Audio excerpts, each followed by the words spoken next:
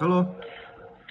Halo, osastonpäällikkö Joni Mäkelä soittelee täältä Danske Bank. Joo, eli täältä tietoturvan puolelta tavoitellaan teitä. Eli tosiaan olisi muutama kysymys vaan, että ottiko mahdollisesti johonkin huijausviestiin tai muuhun vastaavaan tässä lähiaikoina langannut?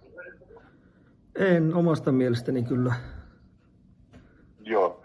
Tässä nyt on ollut edellisviikolla oli palveluestohyökkäyksiä isommissa pankeissa.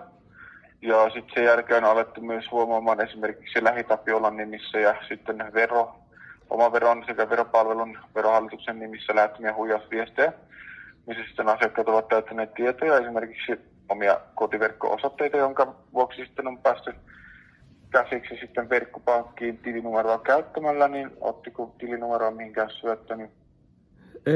En kyllä ole. Joo. Eli tosiaan kuitenkin katsoin, että tuossa näyttää siltä, että teidän tiedot olisi vaarantunut.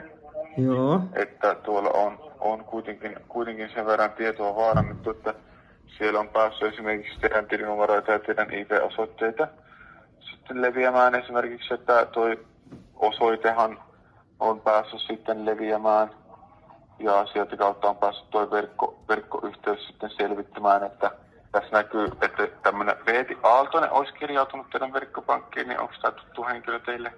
Ei todellakaan ole. Joo. Ja hän on tosiaan käyttänyt, varmistan vielä, niin hänellä on ollut sisäänkirjautumiseen sitten käytössä tuommoinen tilinumero 548469. Joo. Katsoin ihan, että tuo näyttää olevan ihan teidän tilinumero. Kyllä se on. Joo. Ja hän on sitten teidän verkkoyhteyttä käyttäen tuolta Toijalasta. Näyttää ainakin, että hän on tuolta Toijalasta tuon tehnyt.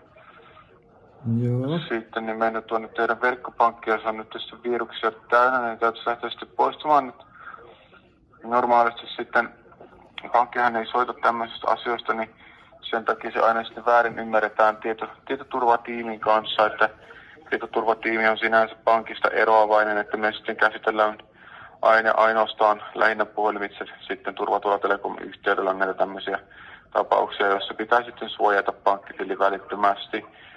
Joo. Että tosiaan ei haluta mitään sulkutilaa, joka kestää viikkoja ja sitten asiakkaille, että yritetään aina ennaltaehkäistä sitten niitä varojen menetyksiä. Ja kun tämä on nyt juuri vähän aikaa sitten tapahtunut tämän kirjautuminen tuolta Veeti Aaltosen puolesta, niin voitaisiin pysäyttää tuo toiminta tästä saman tien. Joo, totta kai. Mitäs se Eli vaatii? tosiaan teille tehdään nyt ensinnäkin sitten uusi käyttäjätunnus ja uusi salasana, eli vanhat otetaan pois käytöstä. Ja ne täytyy sitten teidän vahvistaa sillä, että otatte ne pois käytöstä. Eli teillä on tosiaan se laite siinä sitten, mihin tulee se koodi, niin sillä sitten vahvistatte, niin tosiaan otan tuon teidän vanhat tunnukset tosiaan tällä hetkellä ja sitten vahvistatte niiden deaktivoinnin, eli se, että otetaan pois käytöstä.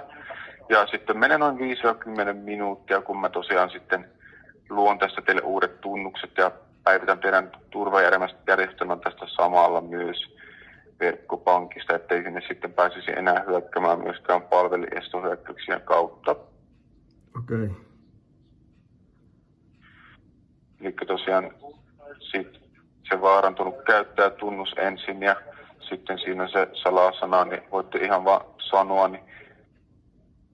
Eli minnekä käyttäjätunnus? Joo, eli voitte sanoa ne ääneen, niin laitan ne tuohon ja lähetän sitten teille deaktivoinnista tuon pyynnön, eli hyväksytte sen, että otetaan pois käytöstä toistaiseksi, ja sitten annan teille noin 5-10 minuutin päästä uudet sitten, jotta voitte sitten kynällä ja paperilla ylöskirjoittaa ja kokeilla uudet käyttöön ottaa sitten tässä linjan päässä. Joo, eli ne Nordean käyttäjätunnukset. Eli tosiaan, jos teillä on Nordeassakin tili, Joo. niin sitten ne, mutta tosiaan tämä on kuitenkin tullut tuolta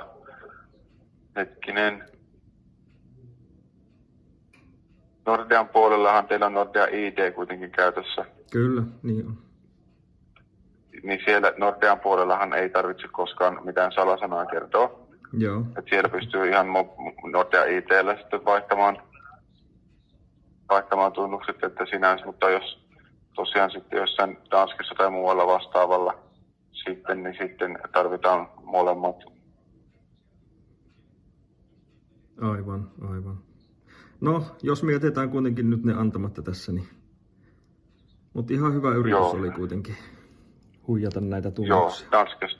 Niin, kyllä. Joo, ymmärrän toki, mutta Danskessa teillä kuitenkin tili on. Niin, totta kai mulla on. Joo.